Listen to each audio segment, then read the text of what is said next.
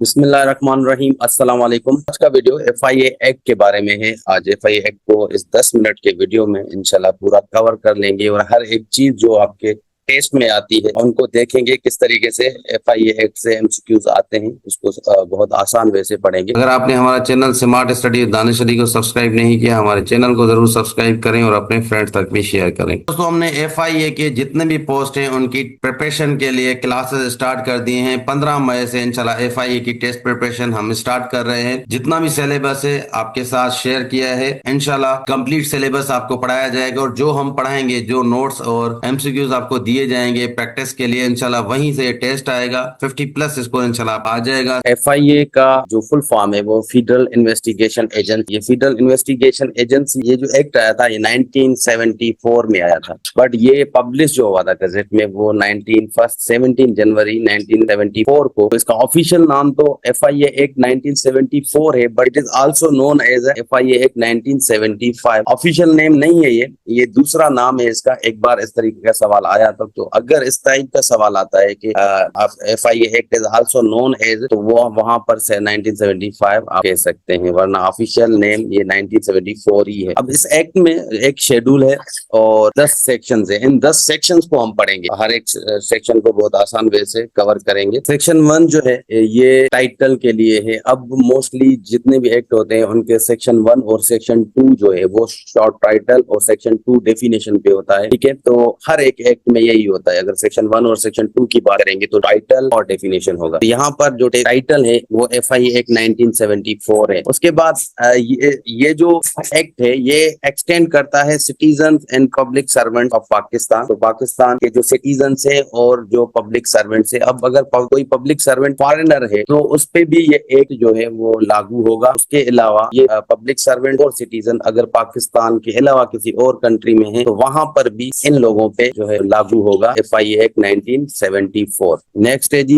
Definition. Section 2 है, ये definition है। एजेंसी का मतलब है FIA federal investigation agency. Code का मतलब यहाँ पे कोड ऑफ क्रिमिनल प्रोसीजर, यहाँ पे CCP जिसको कहते हैं 1898 CCP जो है इसको याद करना है, कोड जो यूज हुआ है, ठीक है। और डायरेक्टर जनरल वर्ड जो है ये डायरेक्टर जनरल ऑफ एजेंसी के बारे में है। प्रोविंशियल पुलिस, यहाँ पे प्रोविंशियल पुलिस जो है जितना ही प्रोविंस की पुलिस है उनको मेंशन किया गया है और ये अकॉर्डिंग टू पुलिस एक्ट 1861 है। ये पुलिस एक्ट 1861 का है। ये एक्ट को भी आपको याद रखना है। उसके बाद पब्लिक सर्वेंट जो है उनकी definition according to Pakistan penal code जो है 1860, तो 1860 का जो पेनल कोड है उसके मुताबिक जो भी पब्लिक सर्वेंट की डेफिनेशन है वही डेफिनेशन इस एक्ट में दी गई है। पब्लिक सर्वेंट्स वो होते हैं जो जजमेंट कर सके, ठीक है जी, जो जिसको गिरफ्तार कर सके या फिर गवर्नमेंट की प्रॉपर्टी को मेंटेन कर सके, जैसे जजेस हो गए, आपके जूरी मेंबर हो गए, फोर्सेस के मेंबर्स हो गए, ठीक है, तो उनको पब्लिक सर्वेंट्स कहते हैं। स्पेशल पुलिस, यहाँ पर स्पेशल पुलिस का मतलब है ये एक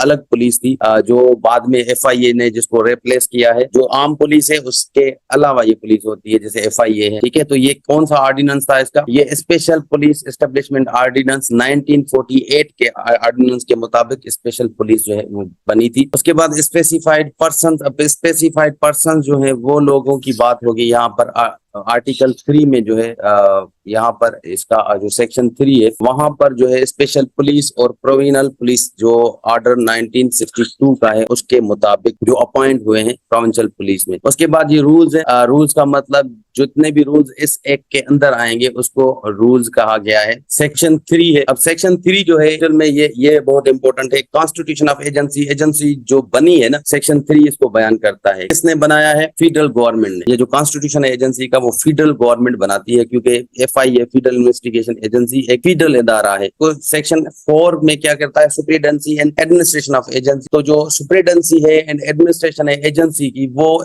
सुपरवाइज करता है DGFIA, director general of FIA। और ये DGFIA के जो पावर्स हैं ये इक्वल होते हैं IG पुलिस के। IG पुलिस के इक्वल होते हैं। और IG पुलिस को किसने पावर्स दिए हैं? कौन सा एक्ट है? ये पुलिस एक्ट 1861 का है। तो इनडायरेक्टली आपसे पूछ सकते हैं कि DGFIA के पावर्स जो है कौन सा एक्ट देता है? ये पुलिस एक्ट 1861। सेक्शन 5 है। इसमें सेक्शन 5 में जी पावर्स ऑफ मेंबर्स, जो एजेंसी के मेंबर्स है। अब यहाँ पे मेंबर्स ऑफ एजेंसी का मतलब है एजेंसी के ऑफिसर। तो एजेंसी जो पावर होते हैं वही पावर पुलिस के होते हैं, तो अब इक्वल है पावर एजेंसी और पुलिस के। वहां पर एएसआई जो सब इंस्पेक्टर होता है एफआईए का, ये एफआईए का एएसआई है, ठीक है, इसके पावर इक्वल होते हैं एसएचओ जो officer in charge of police station होता है, उसके पावर एसआई के पावर जो है वो इक्वल होते हैं। उसके बाद एसआई को पावर है सब इंस्पेक्टर को, एफआईए के सब इंस्पेक्टर को, कि वो विदाउट वारंट जो है वो अरेस्ट कर सकता है। बट यहाँ पर है कि डायरेक्शन जो है वो आपको एम्पावर किया जाए जब डीजी से तभी। और फॉर इन्वेस्टिगेशन कोई भी प्रॉपर्टी होती है या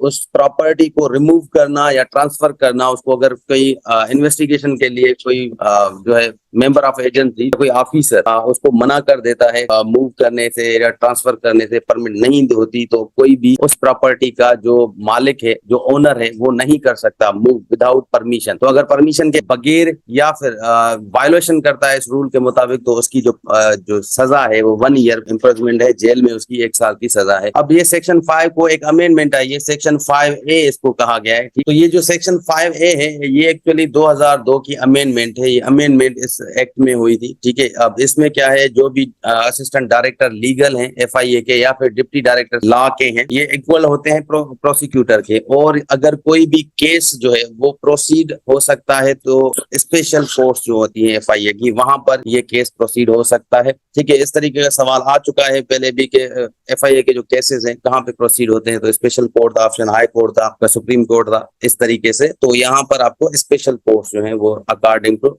अमेंडमेंट ऑफ 2002। 6 जो सेक्शन है, 6 सेक्शन ये बात करता है power to amend the schedule. यहाँ पर किस तरीके से एफआईए के जो पावर्स हैं उनको मॉडिफाई किया जाए, ओमिट किया जाए, ये सब कुछ जो है वो अमेंडमेंट जो होती है इस एक्ट में वो फेडरल गवर्नमेंट करता है। फेडरल गवर्नमेंट पावर्स को अमेंड कर सकता है, मॉडिफाई कर सकता है। फॉर एग्जाम्पल जैसे पहले करप्शन के केसेस थे वो हैंडल करता था एफआईए, उसको जो है मॉडिफाई करके नेब को दे दिए, तो करप्शन के केस अब नेब हैंडल करता है। इसी तरीके से सेक्शन 7 जो है डेलीगेशन ऑफ पावर, ये भी इंपॉर्टेंट है कि पावर की डेलीगेशन जो है वो डीजीएफआईए करता है। डीजीएफआईए अपने पावर्स डेलीगेट कर सकता है किसी भी ऑफिसर को जो एफआईए का ऑफिसर है। और तो सेक्शन 8 जो है इंडिमिनिटी, ये इंडिमिनिटी क्या होती है कि अगर कोई एफआईए का मेंबर है या ऑफिसर है अगर जस्टिफाइड है तो उस पे कोई भी सिविल प्रोसिक्यूशन, क्रिमिनल प्रोसिक्यूशन या कोई लीगल प्रोसीडिंग जो है नहीं हो सकती। तो ये इंडिमिनिटी सेक्शन 8 बयान करता है। यहाँ पे ये 3 जो है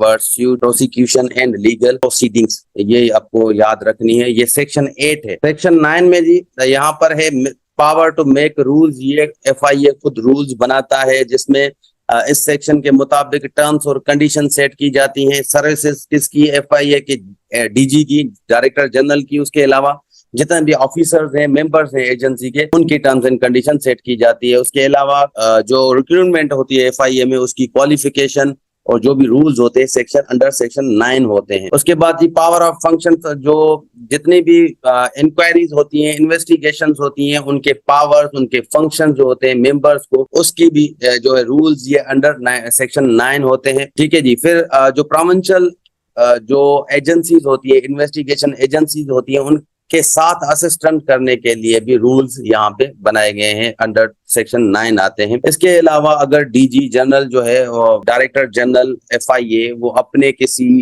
मेंबर को या फिर किसी ऑफिसर को रिवार्ड देना चाहे तो वो उसका रिवार्ड देने का same to same equal right होते हैं, जैसे inspector general IG police of किसी भी प्रोविंस का अपने जो है वो मेंबर्स को देता है। तो same to same equal rights हैं। यहाँ पर ये सेक्शन 9 जो है ये चीजें बयान करता है। तो सेक्शन 9 कहाँ पे था, क्या चीज थी, पावर टू मेक रूल्स बनाने के लिए सेक्शन 9 में ये सारी चीजें हैं। फिर सेक्शन 10 है जी, रिपील है। ये हर एक्ट में एंड में रिपील वाला सेक्शन 10 होता है। तो यहाँ पर वो एक्ट जो जिसको रिप्लेस किया इस एक्ट ने या एफआईए जो बना था, तो पाकिस्तान स्पेशल पुलिस एस्टेब्लिशमेंट 1948 इसको रिपील किया गया, ठीक है। उसके अलावा प्रोविंशियल पुलिस अमलगेशन ऑर्डर 1962, ये दोनों जो है एक्ट और ऑर्डर, इनको रिपील किया गया एफआईए एक्ट के बाद। अगर फॉर एग्जांपल जैसे स्पेशल पुलिस है उसको खत्म किया गया तो उसके मुताबिक यहाँ पर जो लोग स्पेशल पुलिस में तो हैं वो 30 डेज में एफआईए को ज्वाइन कर सकते हैं, वरना फिर वो रिटायरमेंट ले सकते हैं, अपनी सर्विसेज को जो है वो आगे नहीं बढ़ा सकते। 30 दिन का टाइम होता है उनके लिए। तो यहाँ तक एफआईए एक्ट था। और अगर इन शॉर्ट में आपको समराइज करके बताऊं तो सेक्शन वाइज समराइज के कौन कौन से सेक्शन थे। पहले सेक्शन में जैसे बताया कि टाइटल होता है, पहला सेक्शन टाइटल पे था, दूसरा सेक्शन जो 2 था वो डेफिनेशन पे था, थर्ड सेक्शन था हमारा कॉन्स्टिट्यूशन पे, कॉन्स्टिट्यूशन जो बना गया ये FIA का। फोर्थ सेक्शन जो है एडमिनिस्ट्रेशन पे था, ठीक है, एडमिनिस्ट्रेशन किस तरीके से होगी। फिफ्थ जो सेक्शन था, सेक्शन नंबर 5, ये पावर ऑफ मेंबर्स को पावर्स जो थे को डिफाइन करता है। 5 का दूसरी अमेंडमेंट थी 5A, ये प्रोसिक्यूटर्स के लिए था। एंड 6 जो था उसमें शेड्यूल, ठीक है जी, तो किस तरीके से फेडरल गवर्नमेंट जो है वो अमेंड कर सकती है। जो 7 था आपका सेक्शन वो इंडिमिनिटी था। 8 जो सेक्शन था 8वां, सॉरी 7 जो था वो आपका ये 8वां था इंडिमिनिटी। 7 जो था वो आपका डेलीगेशन ऑफ पावर था। एंड 9 यहाँ पर में जो है रूल्स बनाने के लिए ये सेक्शन था, ठीक है जी। और 10th था हमारा, उसमें रिपील था, कौन कौन से एक्ट जो है रिपील हुए इस एक्ट के आने के बाद। तो ये 10 सेक्शन से यही पूरा FIA एक्ट है। आई होप कि आप लोगों को ये सारी चीजें समझ आ गई होंगी। अगर सब्सक्राइब नहीं किया हमारे चैनल को, हमें फॉलो करें। इंशाल्लाह आप लोगों को FIA और जो भी फेडरल की टेस्ट आ रही है डिफरेंट सब्जेक्ट की मॉक टेस्ट सीरीज हम स्टार्ट कर रहे हैं, उसको भी आप फॉलो करें। अल्लाह हाफिज।